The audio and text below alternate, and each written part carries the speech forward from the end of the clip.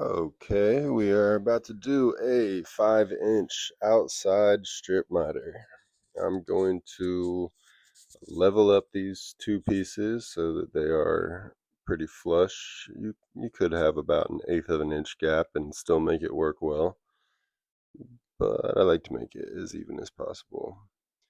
So I'm going to put a 1/4 inch screw in there, and I'm going to shoot that last hanger where I want it. Take that 5-inch outside strip miter, change my bit to a Phillips because we are going to use small Phillips zip screws that are painted to match. But first I'm going to put in some drywalls to seal the miter in there. You want to get that miter square on the corner, and doing the larger gap first is going to help you with that. I'll push it all, make sure it's all the way up there. Sometimes it has trouble getting all the way up. Very important step. I'm going to put another one in there. I like to hold the gutter down flush with the fascia and then shoot that drywall. Grab some of our small black zip screws. We're going to need 8 of them for this 5-inch strip miter. You would need 10 for a 6-inch strip miter. Of course, there's people out there who use less, but we're going to do this correct. Shoot one in that lower lip. And each time you'll notice that I am holding it up with my hand so that I have it right where I want it before I shoot that screw in there. Top lip. And get another one in the top left.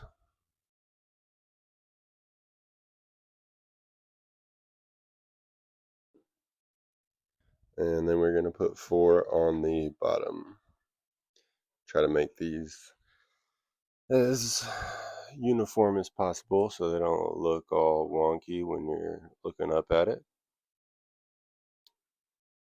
That outlet is close to this miter, and it's always a little more tricky to do the miter if you have done that spout.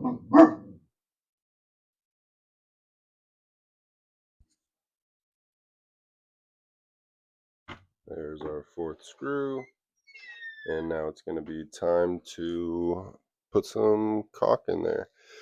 Checking out this flashing that looks messed up. This roof is waiting for to get a metal roof put on. And we are gonna start with some gutter specific aluminum gray caulk and go up the backside. You want to make sure you get all those seams covered. You gotta think about longevity. Cover up each of those screws because in the wintertime, depending on where you are located in the country, there can get some ice and drips going out of there. I'm gonna try to spread a nice even layer, and I like to smooth it out with my fingers because you don't want to put a big bunch of glue on there and create a sort of dam. So I'm going to smooth it out this way because the water is obviously draining to that outlet.